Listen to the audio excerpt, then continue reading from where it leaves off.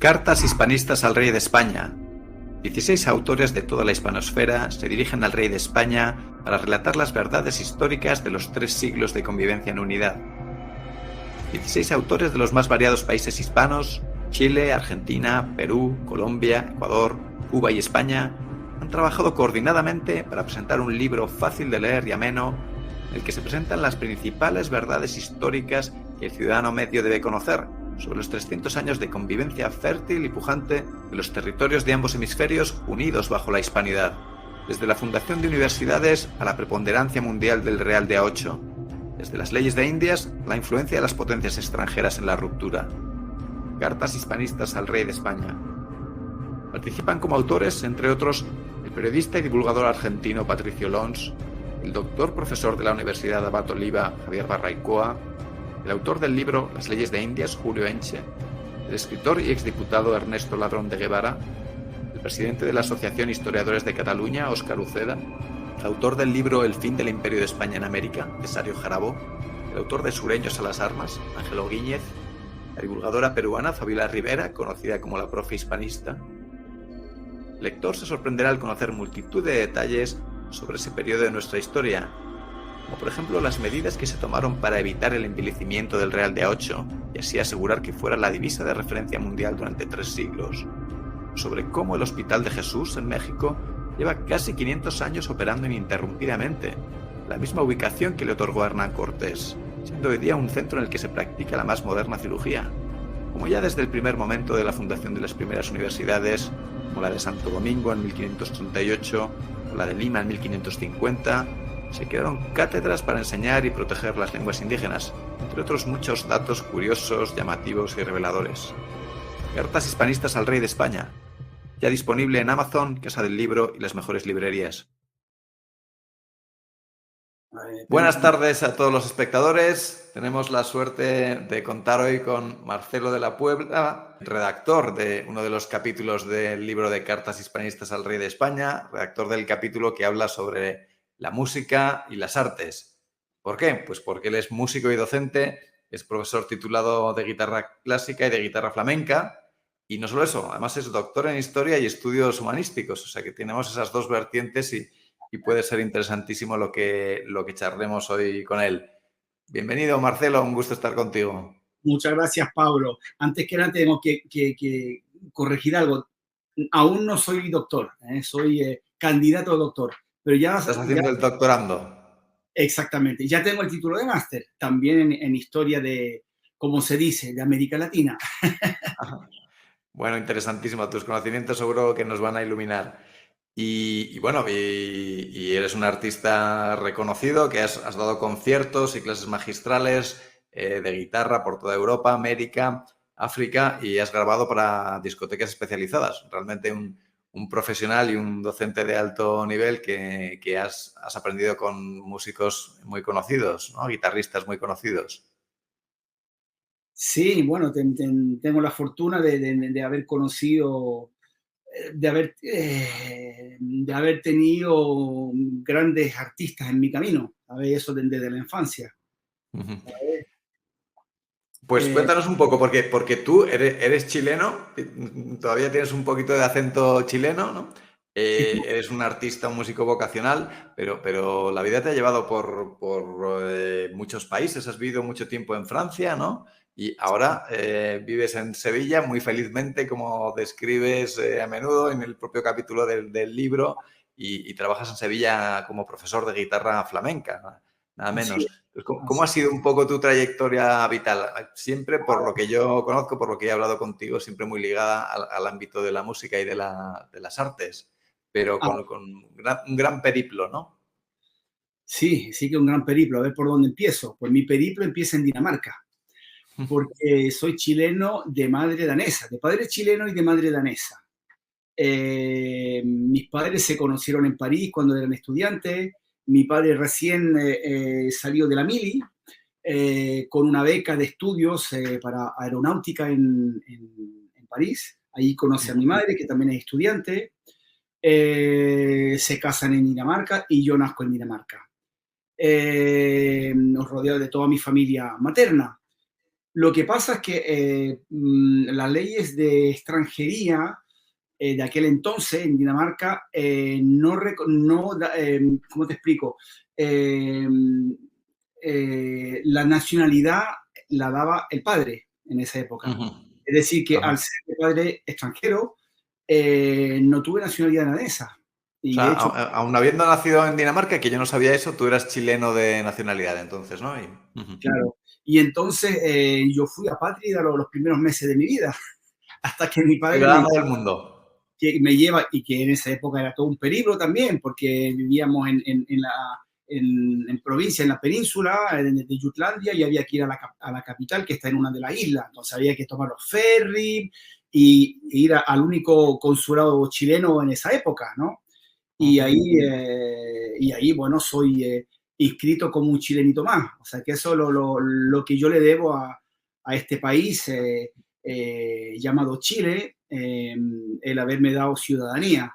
¿Vale? Y tengo Ujú. conciencia de ello desde siempre, prácticamente, desde que tengo uso de razón. Mi padre me educó en el amor a Chile, en el patriotismo. Eh, Bonito. Y pasaste muchos años, creo, en tu juventud e infancia en Francia.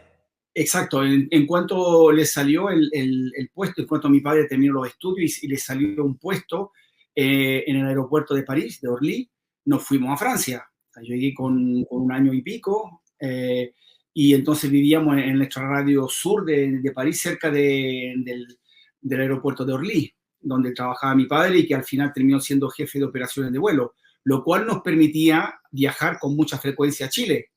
En Ajá, una época en que positivo. nadie viajaba en avión, te estoy hablando de finales de los 60, principios de los 70. Pasábamos las navidades en Chile, a la orilla de la piscina, maravilloso, imagínate, o sea, en pleno verano. Sí, sí, sí, sí. Qué guay. Bueno, y mi padre era, ¿cómo te explico? Era uno, bueno, sigue siendo, todavía vive, es muy mayor, pero todavía vive, digamos que siempre se ha considerado como un artista frustrado. ¿Eh? Se Eh, codeaba con muchos artistas, ¿no? Por lo que hemos hablado en alguna ocasión, ¿no? y esa vocación le vino, me lo contó, me lo confesó, que le vino del colegio de los padres escolapios españoles, donde estudió. Que le dieron el gusto por la literatura, por la poesía, por las artes. Y Ujú. aprendió todo el siglo de oro, la literatura clásica española. Entonces de ahí le viene esa cosa, ¿no? Entonces París era el centro cultural del mundo y en esa época todavía. Y cuando llega el gobierno de Allende, mi padre, bueno, se entusiasmó mucho y de hecho en un momento dado se había planteado el volver a Chile y con toda la familia y bueno, y se acercó a la embajada y resulta que el embajador era don Pablo Neruda. Y entonces Ah, se ofreció para organizarle un gran evento para celebrar el premio Nobel de literatura que recién había recibido, ganado, Neruda. Claro, claro. recién, había recibido. A ver si te puedo enseñar una foto, se me olvidó enviártela, una foto de No mi te padre. preocupes, es complicado, si no, Bueno, está en la edición del vídeo. ya la, ya la, ya la enviaré. Bueno, y resulta que organizó ese evento cultural en la Embajada de Chile y fue un gran éxito y Neruda lo felicitó y dijo dijo, tú, Guillermo, eres ¿cómo se llama? Eh, ¿Cómo se llama esto? Un activista cultural, algo así, activista cultural. Y Y ya, bueno, tu padre se codeaba con muchos artistas, pero del ámbito de la música especialmente. bueno, de todos los ámbitos, porque después resulta que sobrevino el golpe de Estado, bueno, a todo eso, él tocaba la guitarra, era guitarrista aficionado, mira, te voy a mandar una foto de él, y además era un guapera, cantaba así, era como un Latin lover, ahí lo vas a ver, mira, te voy a, No, la pero foto que... va a ser complicado si nos ponemos a buscar fotos, Marcelo. Aquí está, ahí la tiene. Listo, ahí lo vas a ver. Y entonces tocaba la guitarra y era cantautor, tiene algunas canciones que hizo. En todo, digamos, dentro del folclore chileno e hispanoamericano. ¿Eh? Entonces yo siempre lo escuchaba, la guitarra, y mi afición por la guitarra me viene de él. Y además siempre escuchaba música chilena e hispanoamericana, siempre en casa. Siempre se escuchaba eso. Y entonces, bueno, entre tanto sobrevino el golpe de Estado. Oh, eso fue, lo vivimos en casa como un drama. O sea, la muerte de Allende era como haber perdido al abuelo. O sea, imagínate. Yo me marcó. Yo no entendía nada de política, pero era como una cosa así muy Muy llamativa, ¿no? importante. Y entonces resulta que París fue la capital cultural del exilio chileno. Llegaron todos. Digamos que el Partido Comunista chileno organizó y todo para que se juntaran todos esos artistas que habían cantado para Allende, porque de eso vamos a hablar, de ese movimiento de la nueva canción chilena. Bueno, fue un movimiento de música, canción protesta, como se dice, pero no solamente eso, fue una cosa realmente de darle una identidad profunda a Chile. Y entonces fue una época muy importante para la cultura. Estaba Neruda, bueno, Violeta Parra recién había fallecido, pero seguían sus hijos y la nueva generación. Estaba el pintor Roberto Mata, ahí detrás mío hay uno de esos cuadros. Y entonces todos esos artistas llegan y mi padre se ofrece para ocuparse de ellos, feliz de la vida. Entonces él le organizó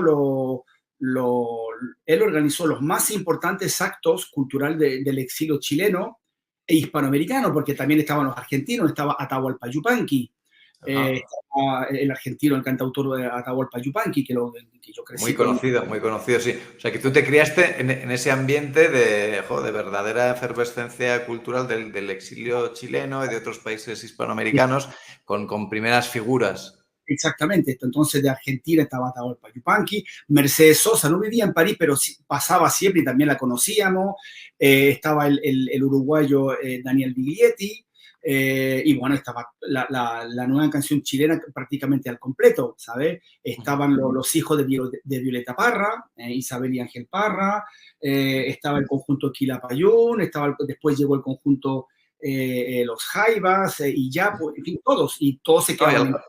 Algunos nombres muy conocidos, como Atahualpa Yupanqui, Mercedes Sosa, que yo, que no soy ningún experto, pues los conozco y los valoro. Me encantan las canciones de Mercedes Sosa, por ejemplo.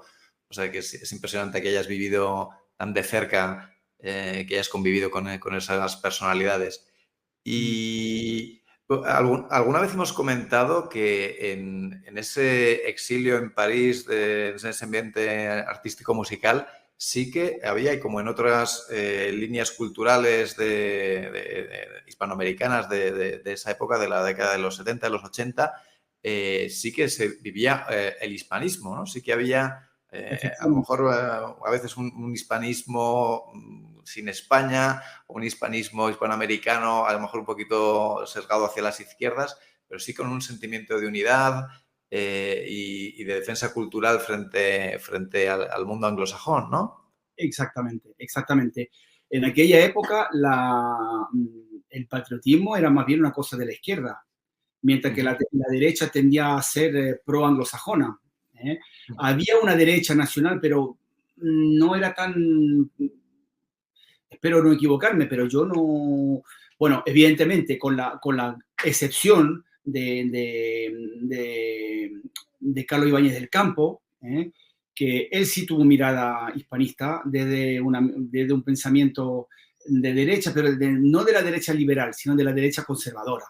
Y la derecha suele ser más bien liberal, por lo tanto pro-anglosajona. Entonces, una clase, clase dominante chilena que solía despreciar bastante todo lo que era nacional, todo lo que era popular, ¿sabes? De hecho, Violeta Parra no fue reconocida en su país, eso fue una de las causas de su suicidio. mientras que había sido la primera artista hispanoamericana en ser, cuyas obras fueron expuestas en el Museo del Louvre, en París, fíjate. Y llega a Chile y la ningunean totalmente.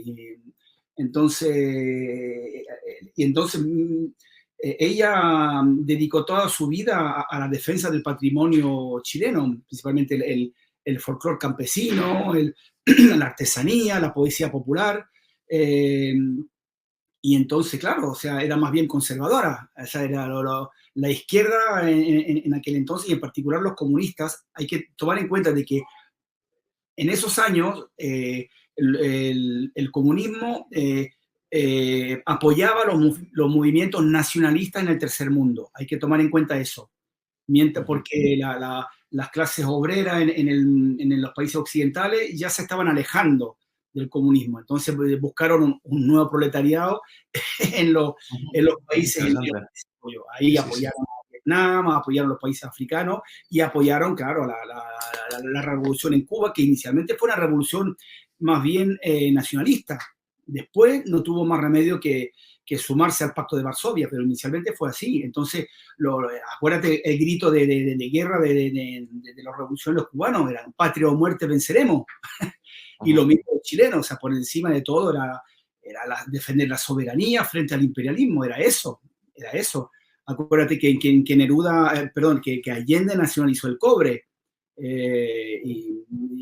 O sea, era, bueno, con todas las cosas que se le pueden criticar, tuvo esa mirada soberanista, ¿sabes?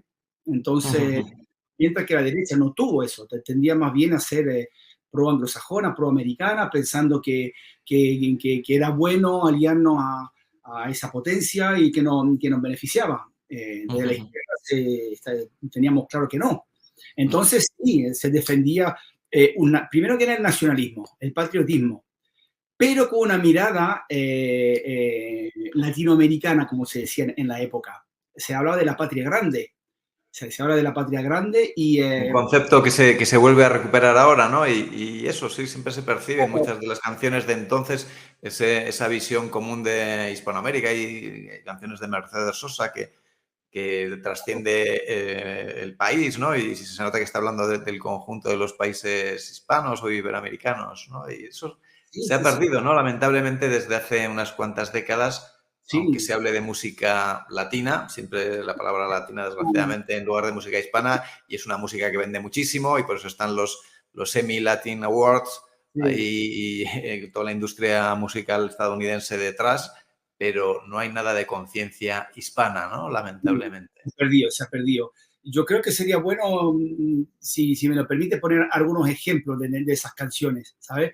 Porque se hablaba de la patria chica y la patria grande. Entonces, hablábamos siempre de lo que era supuestamente el sueño de Bolívar. Eso es lo que se decía. Desde la falta de información, por supuesto. No sabíamos. Desde el conocimiento escaso de la historia y tal, que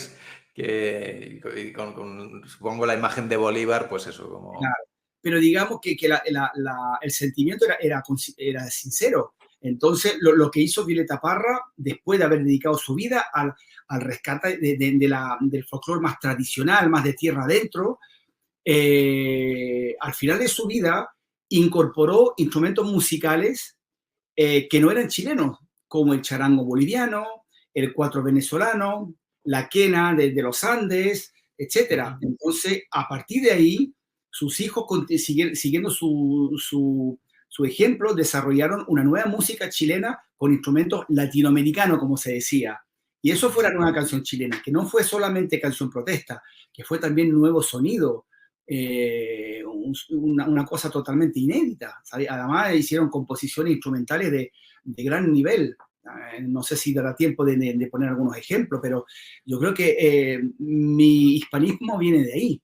Porque resulta que, además, estos conjuntos también interpretaban folclore español. Por supuesto, todas las canciones revolucionarias de la Guerra Civil, que si hay Carmela, que si, ¿cómo se llama? La Quinta Brigada, que si como el Paso del Ebro, si me quieres escribir, no. bueno, ahí se hicieron discos, por ejemplo, Rolando Alarcón tiene 2 álbumes dedicados a la resistencia española. Siempre el movimiento un poquito sesgado hacia las izquierdas, ¿no? Entiendo. Sí, sí, sí, sí, pero creo recordar... tenía en esa época. La culpa Sí. es también de la derecha, o sea, le ha dejado todo el terreno a la izquierda en aquel entonces. Entonces, claro, dejando de lado las cosas políticas y además entendiendo de que estamos en el contexto de la Guerra Fría. Sí. Eso es lo que hay que entender.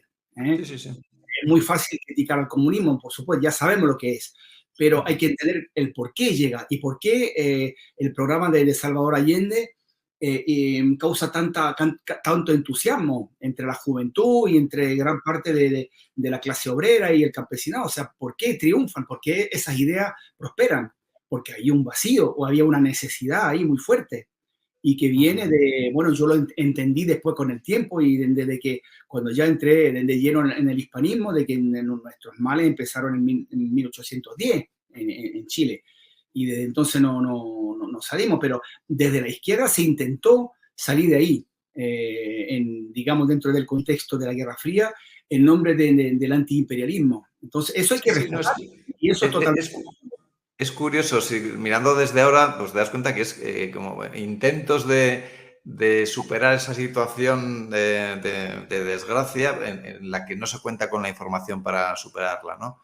Y por eso se recurre y nos damos cuenta pues, a figuras que, pues eso, como Bolívar, que en el fondo no son una solución, ¿no? Todo lo contrario. Pero bueno, afortunadamente pasan las décadas, hay más información y cada vez vamos enfocando mejor la interpretación de lo que nos ha pasado, ¿no? La idea era buena, por supuesto, con un proyecto de tipo marxista, sí, pero digamos que la idea de fondo era buena y eso hay que recuperarlo. Yo pienso que yo intento, como a través de los viejos de los viejos comunistas que yo todavía conozco, de esos viejos maestros con los cuales todavía mantengo contacto, les hablo del hispanismo y se me quedan pensando, sí. Y intento, yo pienso que ganaríamos mucho en abrir la puerta, o sea, digamos que el hispanismo, pienso yo, que no puede ser una cosa de un determinado sector, tiene que ser algo totalmente transversal. Absolutamente, eso. Absolutamente. Ya que estamos hablando de esto, ¿cómo ves el hispanismo hoy día? ¿Qué opinas? La situación del hispanismo. Yo creo que es un milagro, una cosa increíble lo que está pasando, increíble, o sea, no se hablaba de eso hace 5 años o 6 años como mucho, o sea, nadie hablaba de eso y ahora es imparable. O sea, que hemos metido el dedo en un engranaje y ahí estamos, no sé cómo explicarte, o sea, la máquina ya está avanzando. La bola de nieve echa a rodar, ¿no? Exactamente, porque es que está todo el peso de la información, o sea, basta con informarse simplemente. Y ahora la información está disponible gracias a las nuevas tecnologías y las comunicaciones, podemos comunicarnos con mayor facilidad. Es increíble ese movimiento, es increíble, es increíble. Yo creo que es un milagro y yo tengo mucha esperanza y yo pienso que algo bueno va a pasar. Sinceramente, es importante que la gente de ambos sectores, por ejemplo, la derecha que es más bien liberal, que entienda que, digamos, que con el mundo anglosajón no tiene nada que, no hay nada, ¿sabes? Y la izquierda que se salga ya del wokismo en el cual está metido, que es totalmente aberrante esa ideología, esa nueva religión en la cual se han metido y no tienen, o sea, se han caído en lo peor del imperialismo, o sea, totalmente, son los tontos útiles del imperialismo ahora, los grandes revolucionarios de ahora, o sea, es patético y no se dan cuenta, no se dan cuenta. Sí, no, en absoluto, no. ¿Y cuándo surgió en ti el interés por la historia y que te decidieras a estudiar tu doctorado en historia? Siempre, desde siempre. Es que los comunistas entonces nos gustaba la historia, hablábamos de la historia, siempre se hablaba de los procesos históricos, ¿no? Es un término marxista. Entonces siempre me interesaba la historia, las clases de historia. En Francia me gustó, yo tuve un excelente profesor que además no, fue cuando, claro, además en mi adolescencia, entonces habló del siglo XX, de la Primera y la Segunda Guerra Mundial, la Revolución Rusa, el Frente Popular en Francia, y bueno, y todo lo que estaba pasando en Chile me interesaba. Bueno, eso me viene también de mi padre. Siempre le interesaba la historia y siempre me hablaba me llevaba a los museos. Hemos tenido la suerte también en París de tener todos los museos de historia ahí disponibles, una ciudad cargada de historia. Entonces siempre me ha gustado, en realidad siempre me ha gustado. Y Pues eso. es una suerte que haya una persona como tú que compagina esas dos facetas, ¿no? La de músico y la de interesado por la historia, porque así nos puedes explicar cosas sobre la historia de la hispanidad, de esos 3 siglos de convivencia de los territorios europeos y americanos bajo la monarquía española, que son interesantísimas y que yo no había leído más que de tu pluma, ¿no? Y es, por ejemplo, como cuando describes cómo debía ser la realidad en los puertos de Cádiz y de Sevilla, donde llegaban los barcos mercantes con las mercancías de América, y que, claro, allá venían los marineros y venían con las tonadas, las músicas de América, y llegaban a Sevilla, Cádiz, y de ahí pues se transmitían, se difundían, no solo por España, sino incluso por toda Europa, ¿no? Y que había como un proceso de intercambio musical en los dos sentidos, que claro, ahora pues o alguien te lo explica como tú lo haces, o si no, es como imposible imaginarlo, ¿no? Y es curiosísimo, ¿no? ¿Qué nos puedes contar sobre ese proceso tan peculiar? Bueno, antes que nada, tengo que rendir homenaje al profesor Faustino Núñez, que es un gran musicólogo y que hace 2 años ha publicado un libro que es creo que una verdadera revolución en el mundo del flamenco, que se llama América en el flamenco. Yo realmente lo recomiendo porque explica cómo las verdaderas raíces del flamenco no son ni orientales ni gitanistas, y menos de la India, como por ahí dicen, O árabes, ¿no? Como también se dice. orientales, o sea que la flamencología ahora tiene que tener una mirada más atlántica que oriental. Ajá. Y explica que se da, que el verdadero elemento determinante lo que hace que los andaluces sean distintos al resto de los españoles es porque Andalucía tuvo los puertos de India, tuvo el monopolio del comercio y el tráfico marítimo con los reinos de Indias durante prácticamente 4 siglos. Y después continuaron, o sea, se siguió viajando a América desde Cádiz. Eso continuó, a pesar del divorcio que ocurrió. Entonces, claro, no nos podemos imaginar la gente cuando llegaba la flota de Indias, podemos imaginarnos a la muchedumbre acudir a los muelles por razones profesionales, familiares, y también por curiosidad. ¿Cuáles son las últimas noticias de ultramar? ¿Cuál es la última canción de moda? ¿Cuál es el último baile de moda? Y perfectamente no lo podemos imaginar. Y de hecho era así. O sea, todo lo que venía de América estaba de moda en España. Y todo lo que venía de España estaba de moda en Europa. Así, por ejemplo, bailes tan importantes como la zarabanda o la chacona, que, bueno, que son estilos fundamentales del barroco europeo, que bueno, han sido los grandes compositores como Juan Sebastián Bach, Georg Friedrich Händel, todos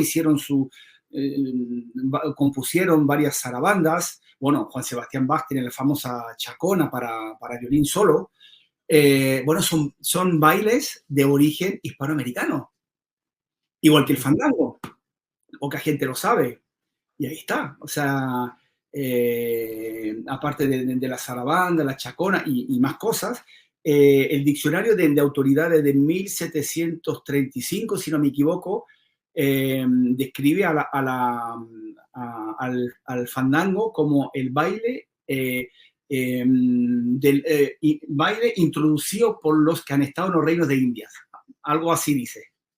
Fíjate. O sea, que hay documentación, ¿no? Como que lo relata el origen del fandango, que es uno de los palos del flamenco más importantes, que lo relata un origen hispanoamericano. Claro, es que hay que entender que se trata del fandango antiguo. El fandango antiguo, por ejemplo, hay que escuchar el fandango de Padre Soler, del padre Antonio Soler para clavecín, para guitarra barroca de Santiago de Murcia, y después lo que hicieron los compositores italianos afincados en España, como Luigi Boccherini, Domenico Scarlatti, incluso Mozart, Wolfgang Amadeus Mozart compuso un fandango para el tercer acto, si no me equivoco, de las bodas de Fígaro. Ahí aparece un fandango. Entonces el fandango, ese fandango proviene de Veracruz, México. Y allá se llama el fandanguito. Y suena muy parecido como pudo haber sonado en aquel entonces cuando llegó a España. Es una cosa muy sencilla, no es otra cosa que una serie armónica sobre el tono menor. Por ejemplo,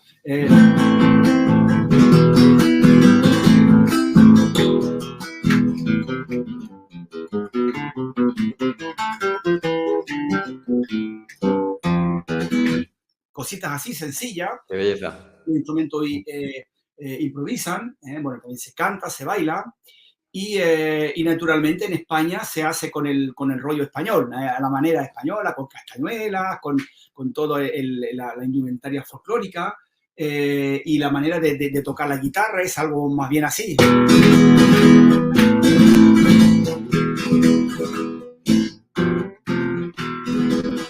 ¿Vale? Eso se parece mucho a lo que hoy conocemos como los ritmos abandonados en el flamenco. El fandango antiguo está en el modo menor. Lo que pasa es que hay todo un juego con esa cadencia.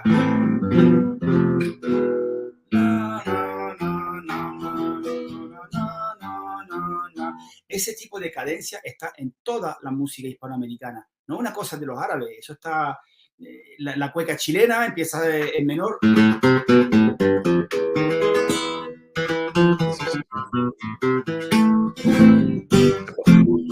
¿Podría decir que la guitarra, digamos, permea todas las músicas hispanoamericanas de alguna forma? Me refiero a ese tipo de sonoridades.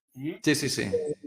Que es la, sol, fa, mi, la semicadencia menor. Lo que pasa es que a veces pam, pam, pam, concluye. Esa es la cadencia que concluye, pero muchas veces no concluye. Ese, na, na, na, pam, para, y ahí se queda.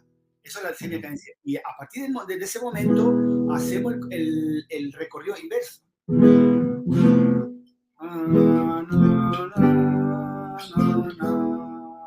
Y ahí empieza ya la historia del flamenco, pero ese tipo de melodía que supuestamente son árabes existe en México, existen en Cuba, curiosamente en la música afrocubana, en mucho guaguancó, como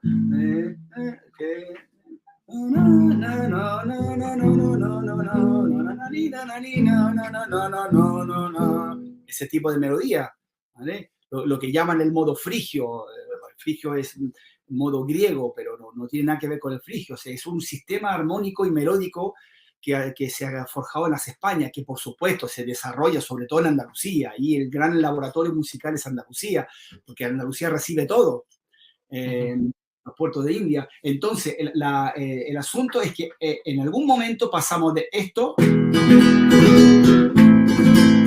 a esto.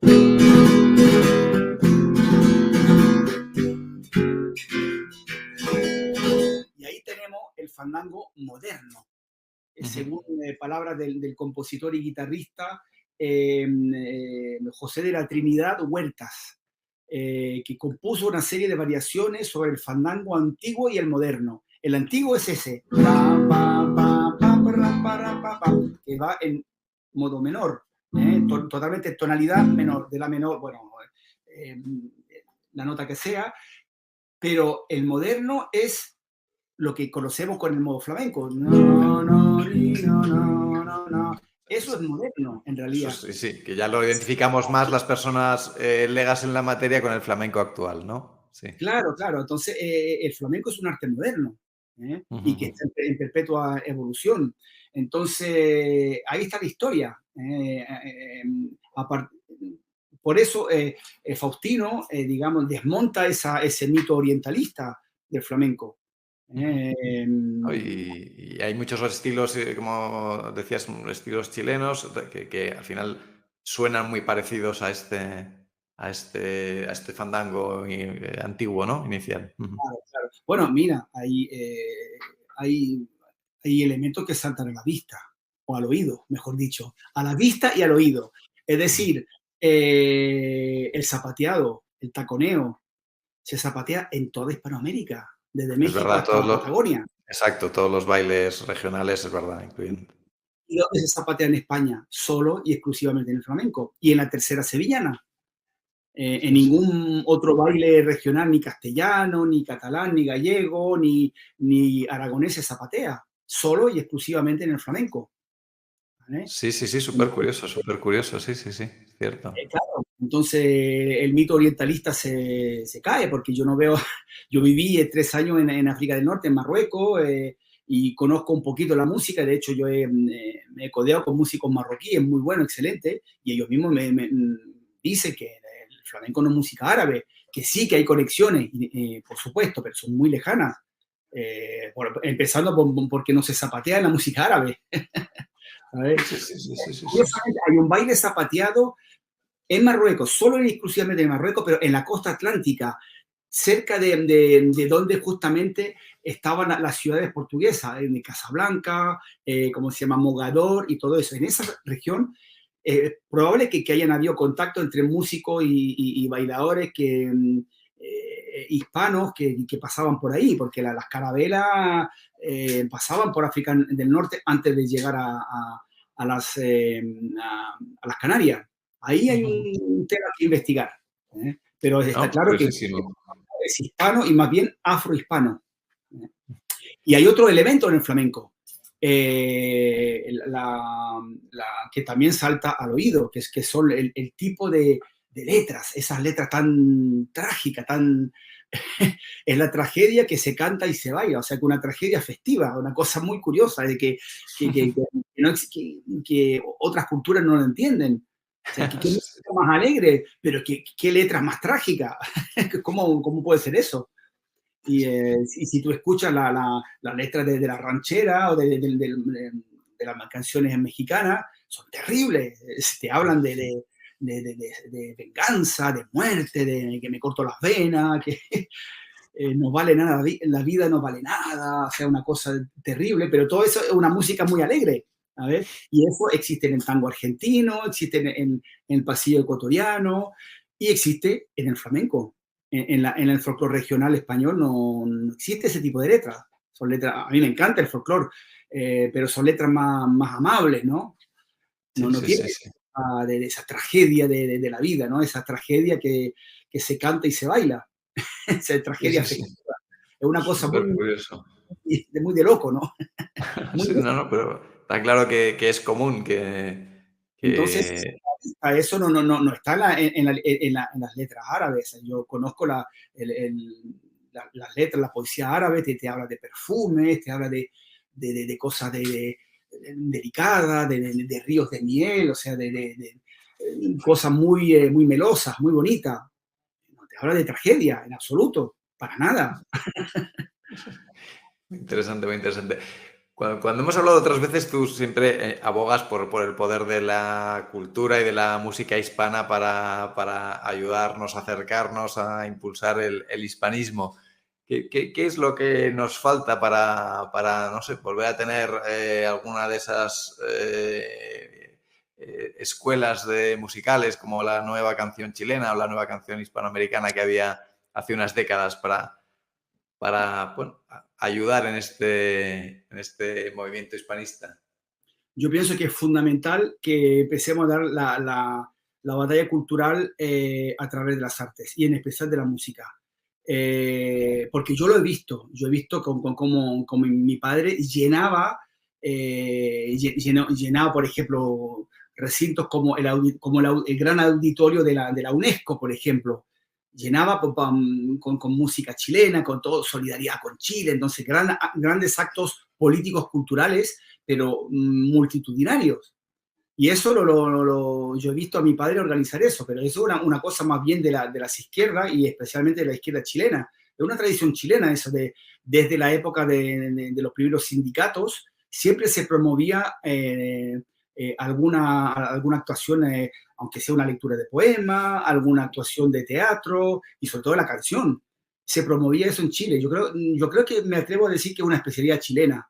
Siempre, no hay acto político sin participación, sin alguna intervención musical. Yo siempre lo he visto. No sé cómo estará ahora. Yo creo que, no sé, pero en mis tiempos siempre era así. Entonces yo lo veía como natural. De hecho, fue mis primeros escenarios eran las peñas que organizaban a los exiliados chilenos. O sea, eso fue mis primeros escenarios. Entonces, como yo he visto que eso ha dado muy buenos resultados, tenemos que hacer lo mismo. O sea, yo pienso que es lo que le falta al hispanismo para masificarse, para que sea, tiene que ser un movimiento popular ahora.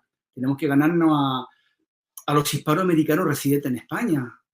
Y para ganarnos a esa gente es a través de su música. Esa gente yo conozco a mi gente, somos muy apegados a nuestra música, a nuestras costumbres, nuestras tradiciones. Y entonces en cada ciudad hay una radioemisora latina, onda latina, donde escuchamos nuestra música con mucha nostalgia, organizamos nuestras fiestas ahí, si se organiza en unos recintos así un poco lúgubre, en los polígonos y todo eso. Entonces hay que rescatar a toda esa gente. Nosotros tenemos que atraer a esa gente con la música. Y después yo he observado que cada vez que se organizan, por ejemplo, clases de baile, de salsa, de bachata, se llena. O sea, se llena, es un éxito, pero impresionante.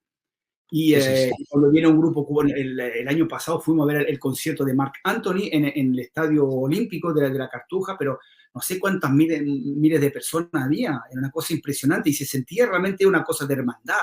Ahí habían banderas chilenas, bolivianas, ecuatorianas, mexicanas, españolas, por supuesto, y todos, no sé, la música congrega mucho, ¿sabes? Sí, hermana, la verdad que se puede llegar a ser potentísima y ojalá tengamos la capacidad en algún día de utilizarlo como herramienta aglutinadora del hispanismo. Yo creo que es urgente porque nos están bombardeando con música anglosajona en todas partes y la juventud ya conoce cada vez menos la música española e hispanoamericana. Sí, eso te quería preguntar, ¿por qué crees que pasa? O sea, hay artistas hispanos de mucho talento, está claro, pero ¿y cómo es que nadie tiene un poco de conciencia de comunidad y habla un poco de eso? Es realmente sorprendente, ¿no?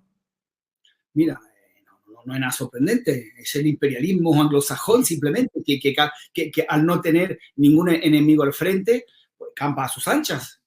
Y ya no hay izquierda revolucionaria, ¿cómo se llama?, nacionalista para hacerle frente, se acabó eso, ¿me entiendes? Ya desde que cayó el muro de Berlín, ya son los dueños de todo, los dueños del relato, los dueños de la cultura, o sea, ya no hay límite. Sí, no, es que es una guerra de guerrillas cultural en la que pues estamos empezando a pegar 4 tiros ahí y tenemos que coger un poco de fuerza y empezar a enfrentar elementos culturales como se hizo en décadas pasadas, ¿no? Que al menos en ese sentido sí que había una vitalidad mayor y era la sociedad entonces era capaz de generar unos contenidos, unas canciones que realmente sí que pues se enfrentaban a la emisión cultural anglosajona. Me gustaría ponerte algunos ejemplos, si me lo permites. Sí. Porque yo creo que estamos hablando, pero es bueno que la gente lo oiga, ¿sabes? Para que sepa de qué estamos hablando, porque son cosas que parecen tan lejanas, tan teóricas, pero eso existió y fue muy fuerte. Por ejemplo, todo ese movimiento nació como reacción en contra del imperialismo cultural, ¿sabes? En contra de la invasión cultural angloamericana que estaba solamente empezando, estaba recién empezando. Ahora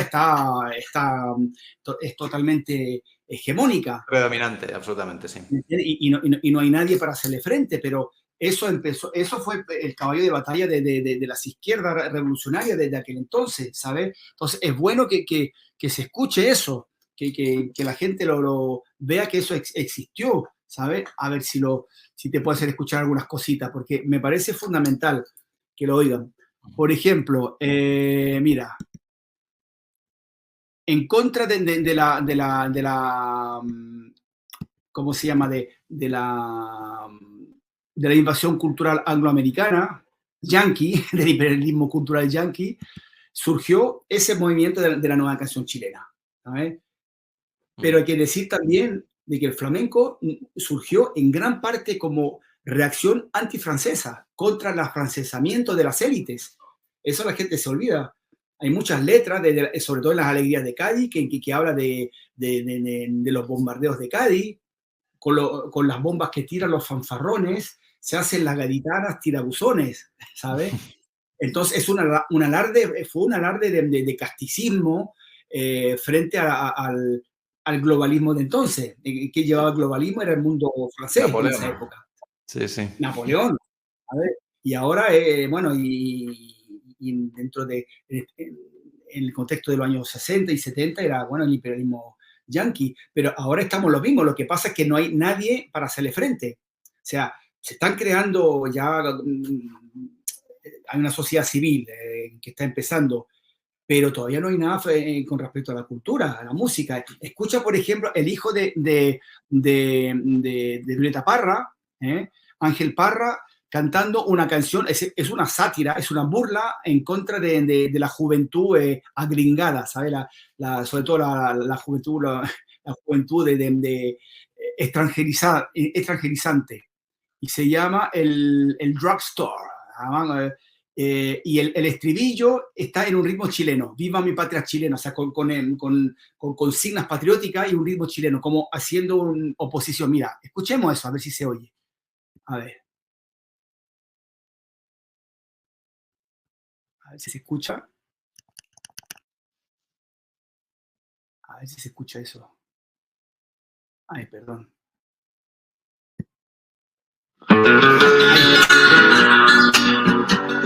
Imitando una música pop de la época, 1969.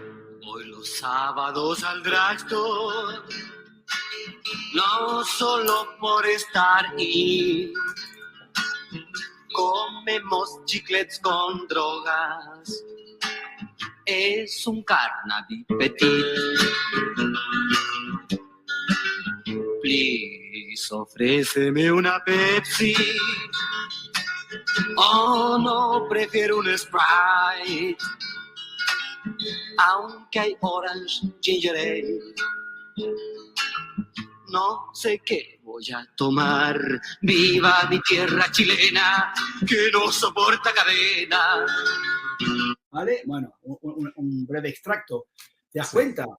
No, sí, había una oposición cultural que ahora prácticamente es inexistente, ¿no? Es la contracultura, porque esto es un movimiento que no fue financiado por ningún partido, fue un movimiento totalmente espontáneo de la juventud. Espontáneo, como es el hispanismo idea, sí.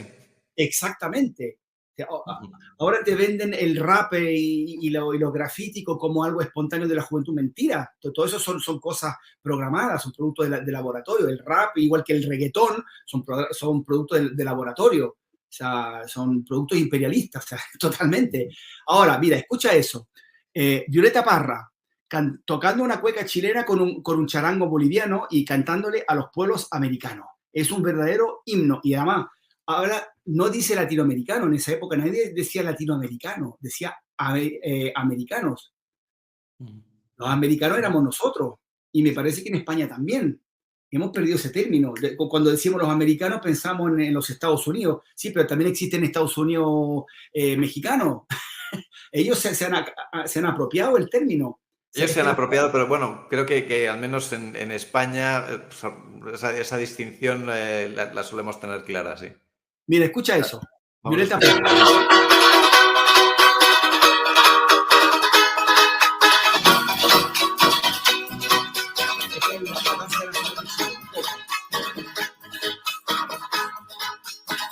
Vivirán los pueblos americanos,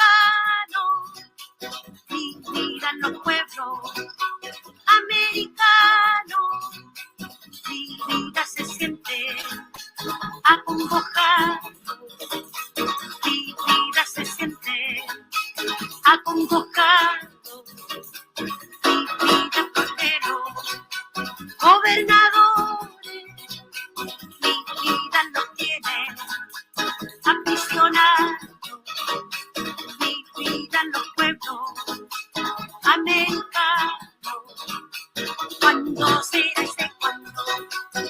Señor Vicar, que la América sea solo un pilar.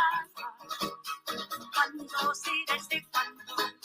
Señor Vicar, solo un pilar hay sí, y una bandera que termine en la furia, en la frontera, por un puñado de tierra, no me armen guerra. Fíjate. Ujú. ¿Cuándo será ese cuándo? Que la América sea solo un pilar y una bandera. Fíjate. Sí, está claro el sentimiento. Del último ¿Cuál disco era? de 1965. Ujú. ¿Te das cuenta? Y nadie sabe, o sea, muy poca gente sabe que Violeta Parra, antes de dedicarse al folclore de su país, intentó ser cantante de canción española. De hecho, se presentaba con el seudónimo de Violeta de Mayo. No sé por qué, Violeta de Mayo, y cantaba para el círculo de los exiliados republicanos españoles que estaban en Santiago de Chile, que había muchos. Y en los años 50, la música española estaba de moda. O sea, se escuchaba mucho. Mi padre me lo comenta. Había un grupo que vivía en México, que eran los Churumbeles de España. Eran fantásticos, que te cantaban jota, sevillana, copla, de todo, te hacían de todo. Y bueno, eran como los embajadores de España en Hispanoamérica, fíjate. Mira, escucha esa otra canción de Rolando Alarcón, otro, bueno, ya es la generación siguiente, la generación que creó la nueva canción chilena. Esa, lo que acabamos de escuchar es una está en el disco de las últimas composiciones de Violeta Parra. Al día siguiente se suicida. Y deja un testimonio musical, o sea, un testamento musical. Ese disco es considerado, las últimas composiciones de Violeta Parra es considerado como su testamento musical. Y la generación siguiente, la generación de sus hijos, y gente como Víctor Jara, Rolando Alarcón, que vamos a escuchar a continuación, Patricio Mans, por ejemplo, y los conjuntos Quilapayún e Inti Illimani, entre otros, son los que se encargan de tomar esa herencia y de crear lo que fue la nueva canción chilena, que yo la califico como nueva música chilena. Y ese es el tema de mi doctorado. Entonces vamos a escuchar eso, Rolando Alarcón, que por lo visto esa canción inaugura el movimiento de la nueva canción chilena. Curioso. Se llama Si Somos Americanos. No, perdona, esta otra. Aquí está. También con charango y ahora con la quena. Flauta de los Andes.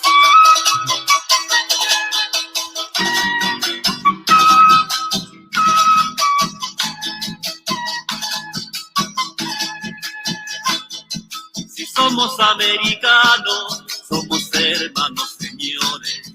Tenemos las mismas flores, tenemos las mismas manos. Si somos americanos, seremos buenos vecinos. Compartiremos el trigo, seremos buenos hermanos. Bailaremos marinera, refalos a samba y son. Si somos americanos, seremos una canción. Si somos americanos, seremos una canción. Vale, solo un fragmento. Yo invito a los oyentes a Sí, me parece que es muy interesante y lo van a apreciar los espectadores, ¿no?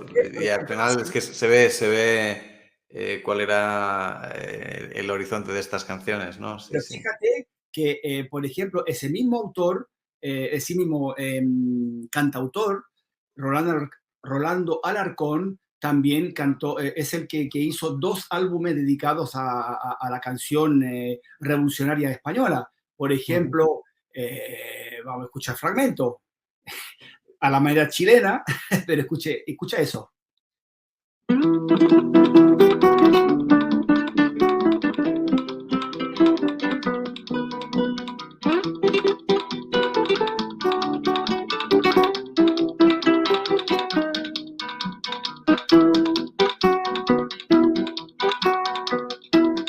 quieres escribir, ya sabes mi paradero.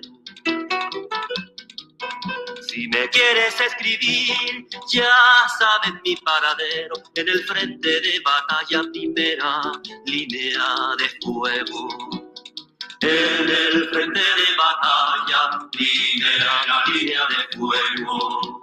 Bueno, las canciones del bando republicano durante la Guerra Civil española. Sí, sí. Entonces, Sí, sí, sí. el odio anti-español no tenía cabida. O sea, sí que se hablaba de los conquistadores, pero como algo lejano. Sí, Y, eso es curioso que estaba superado esa idea y en cambio ha venido, ha vuelto en las últimas décadas, ¿no? Lo que hace la educación, el sesgo en la educación. Pablo Neruda, la gran obra de Pablo Neruda es el Canto General, que es un gran canto a todo el continente, ¿no? Pero también en Residencia a la Tierra te tiene un capítulo que se llama España en el corazón, porque le tocó a él ser cónsul durante la Segunda República y era amigo de Lorca, de Alberti, de toda esta gente. Claro, sí, Entonces sí. vivió de cerca el inicio de la guerra y él organizó todo el movimiento de solidaridad con los refugiados españoles que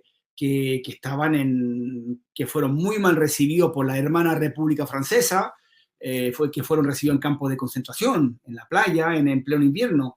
Entonces, el gobierno de Chile, bajo el impulso de Pablo Neruda, enviaron un barco que era el Winnipeg para rescatar a todos esos refugiados y llevárselos a Chile. Y fueron recibidos como héroes.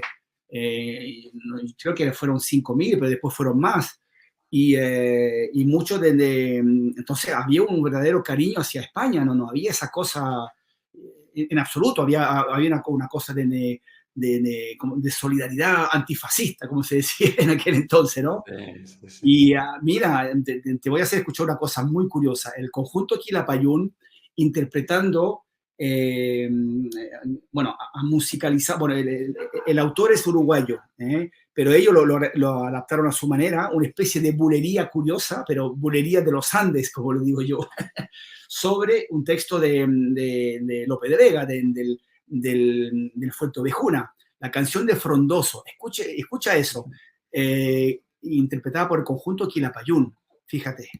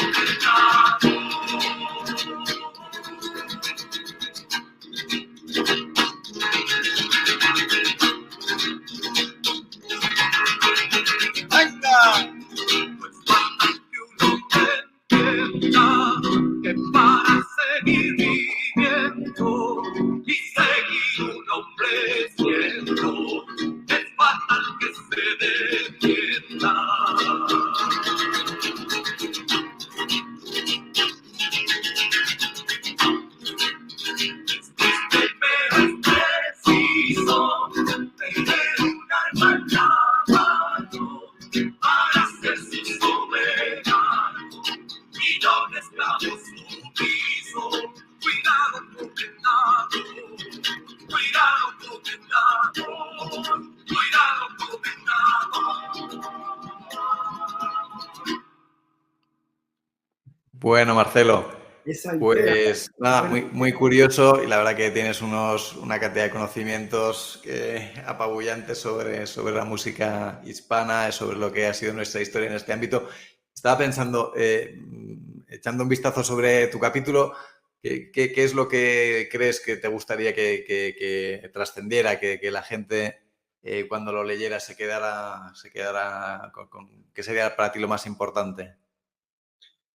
bueno, lo que yo he comentado ahora, que tenemos que proteger nuestras músicas, nuestra cultura.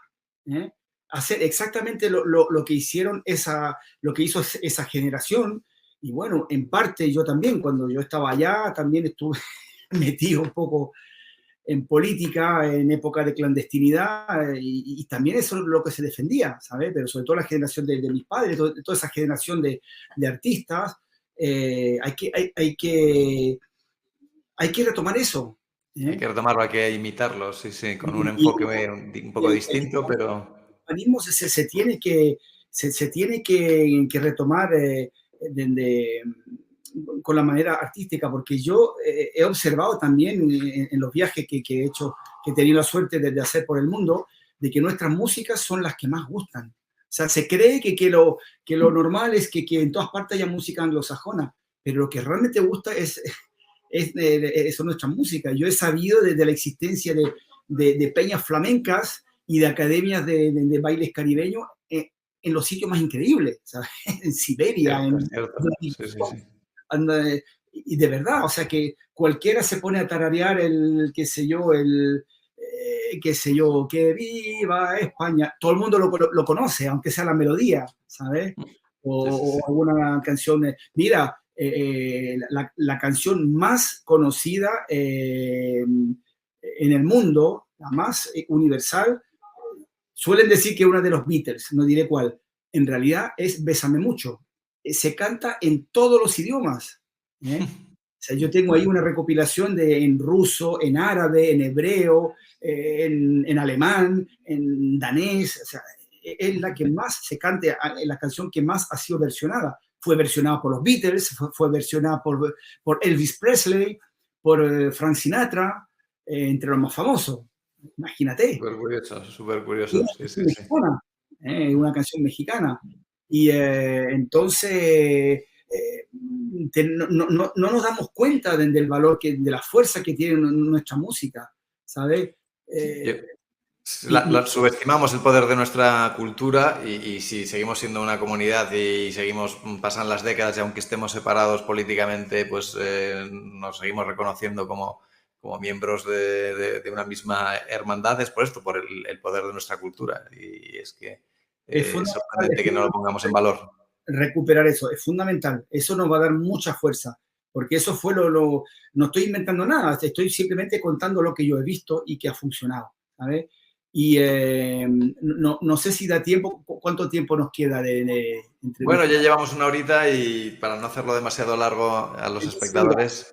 Para terminar, yo voy a poner un último fragmento musical. Finalizamos con un último fragmento. Perfecto, Marcelo. Desde los mismos, desde la boca del lobo, como se dice, en los propios Estados Unidos, fíjate, la comunidad latina, como se dice, se congregó alrededor de la salsa, del movimiento salsa.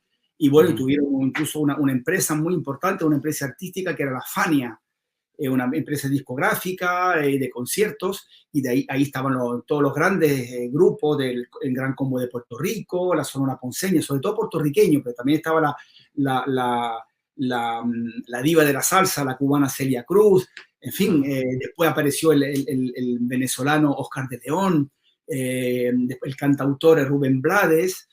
Fue un movimiento extraordinario, ¿sabes? Y yo creo que el reggaetón en gran parte fue para destruir eso, porque desde que llegó el reggaetón empezó a menguar la salsa. Lo mismo pasó con la música afroamericana, ¿sabes? Desde que era la música más creativa, más pujante, ¿no? Siempre se reinventaba a sí misma, desde las raíces del blues y del gospel. Metieron el rap y se acabó todo, porque el rap es la negación de la música, es la negación del arte, todo es falso, todo es prefabricado. Y lo mismo ocurre con el reggaetón, ¿sabes? Sí, sí. Entonces, Muy básico. supuestamente latino, no, eso lo que le da. ¿Por qué le han dado tanto bombo a este, voy a hablar en chileno, que me perdone la gente, a este pelotudo este niñato, ¿cómo se llama? Bad Bunny. Bad Bunny, sí, es increíble, es malísimo y tal, sí, no lo puedo entender, no puedo entender que sea un éxito. Puertorriqueño. ¿Y qué pasa en Puerto Rico? Es una colonia que se niega a perder el español y tiene una vía cultural fuertísima. O sea, que el movimiento de la salsa fue impulsado sobre todo por los puertorriqueños y también mucho por los cubanos exiliados, pero sobre todo los puertorriqueños. Entonces, como el grito de un pueblo que no quiere morir y que está ahí. Entonces, esos productos de laboratorio están hechos para... Mira, me van a decir ese término de complotista, conspiranoico. Mira, las conspiraciones siempre han existido, ¿sabes? No es una cosa inventada, ha existido. O sea, ahí está la Agenda 2030, que es una gran conjura mundial. No estoy inventando nada. Entonces, están atacando nuestra cultura. Tú enciendes la radio y prácticamente todo es música gringa, aunque esté cantada en español. Te hablan del rock español, el pop español, pero es aberrante. O sea, es la música de ellos, aunque sea cantada en español o en griego o en japonés. Marcelo, te hemos perdido. ¿Me oye? Ahora no, ya te tenemos. Pues nada, si quieres escuchamos ese último fragmento que decías y...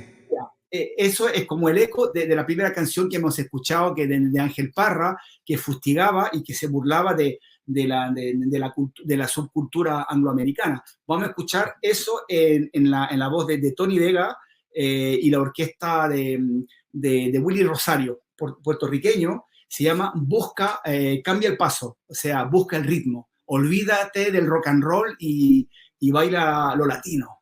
Vamos a escuchar eso. Y es... para que vean también la fuerza que tiene nuestra música. Es alegre, es poderosa y hay que recuperar todo eso. Y los actos, mi mensaje es que a partir de ahora es lo que yo estoy intentando impulsar y es lo que vamos a hacer en esa presentación del libro, que vamos a terminar con una actuación musical que un servidor está impulsando con un grupo de amigos hispanoamericanos, pero también españoles. Hay un grupo de músicos sevillanos buenísimos que son especialistas en los instrumentos de los Andes y se saben todo el repertorio, o sea que da gusto ver eso. Entonces, estamos creando todo un movimiento y yo pienso que los encuentros hispanistas tienen que ser con música, tienen que acabar con música o fiesta, con todos bailando salsa o sevillana. Es así, porque eso yo lo he visto, ¿entiendes? Eso va a tener mucha fuerza de esa manera. Y nos despedimos entonces con Busca el ritmo de Willy Rosario, la orquesta de Willy Rosario con la voz de Tony Vega. Escucha eso. La, la, la, la, la, la, la, la, la. La, la, la, la, la, la, la, la, la.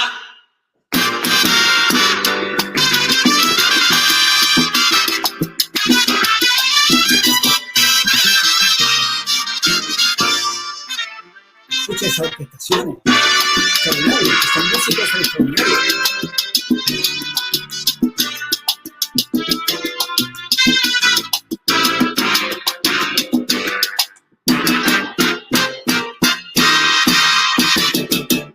Muchos cumbancheros no tienen bongo, otros cumbancheros no tienen timbal. Dicen que prefieren usar el bongo. Esos guaracheros no entienden rumba.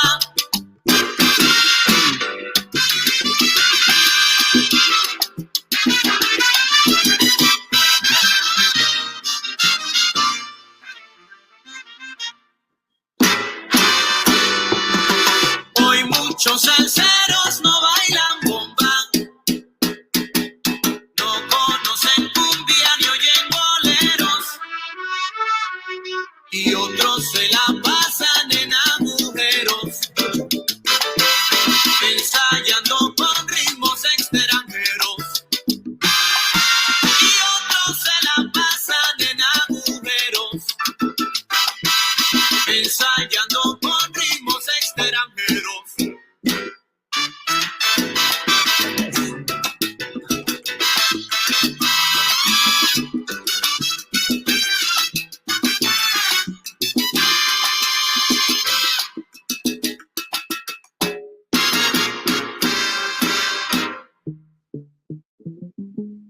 Cambia el paso, busca el ritmo, olvida ese rock and roll y ven a bailar latino. Dímelo, mira, dime.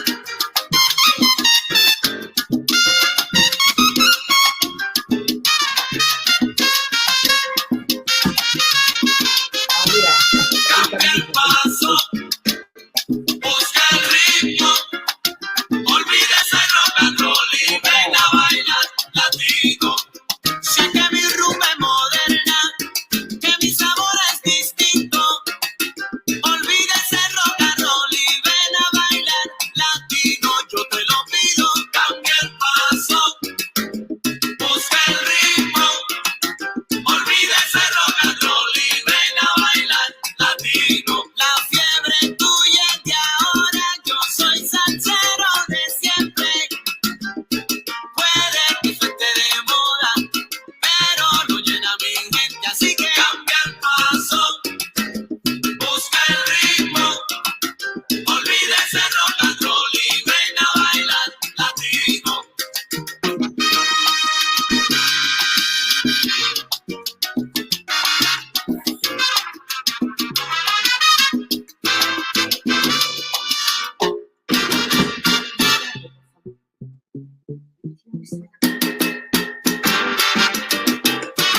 Bueno, Marcelo, ya veo que te reclama la familia. Oye, no te vamos a retener más. Muchas gracias. Busquen eso en internet, eso está. Oye, muchas Así gracias que, por compartir tus conocimientos y tu pasión por la música que la transpiras y nada mejor que una lección práctica como nos has dado, tocando la guitarra, que eres un maestro y compartiendo tus conocimientos de música hispana, que la verdad que es un lujo escucharte.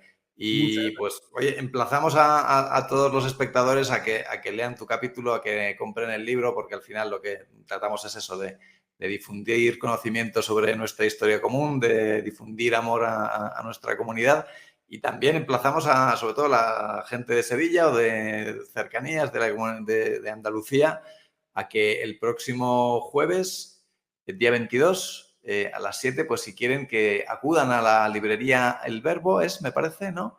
Vamos a hacer una presentación del libro y estaré Marcelo, estaré yo mismo y habrá un acto musical, como comentas. Sí, sí. Y será un momento bonito de encuentro entre hispanistas, sevillanos y de alrededores. La librería Verbo en la calle Sierpes, a las 7 de la tarde. El jueves 22. Pues ahí estaremos. Antes de despedirme, yo quería despedirme también. Mira, quería enseñarte algo. Esto, bueno, también tengo que hacer un homenaje a mi padre, que fue el que me transmitió todo eso, ¿sabes? Y no solamente hizo actos para Chile, también al final lo hizo para España. Él llevó a Enrique Morente al Teatro de la Olimpia. No sé si alcanzas a ver ahí. Sí, se ve ahí, se ve, sí, el cuadro con... Vale. Eso es uno de los tantos espectáculos que organizó mi padre con Enrique Morente, que en la gloria esté, un gran cantador flamenco. Y claro, entonces era con todo eso era inevitable de que yo fuera músico. Que tú fueras músico, está claro. Está claro. Así es. Y... Pablo, muchas gracias a ti y nos vemos pronto acá en... Nos vemos la semana próxima y, oye, un placer haber charlado contigo y haber aprendido y que nos hayas transmitido esta pasión, este amor por la música hispana. Un fuerte abrazo, Marcelo. y que no decaiga nunca esa pasión por lo nuestro. Siempre defendamos nuestra cultura, nuestras raíces, nuestra música, que es lo más grande, es lo que realmente une a la humanidad, porque es una música que es capaz de expresar todos los sentimientos humanos y unificar Venga, vamos a despedirnos de la familia. Claro que sí. Fuerte abrazo, Marcelo. Un fuerte abrazo a la familia. Cuando llegue y si puedo te recojo en Santa Justa, ¿vale? No te preocupes. Eso es. Hablamos, estamos en contacto. Un fuerte abrazo. Buenas noches. Un fuerte abrazo. Eso está bien.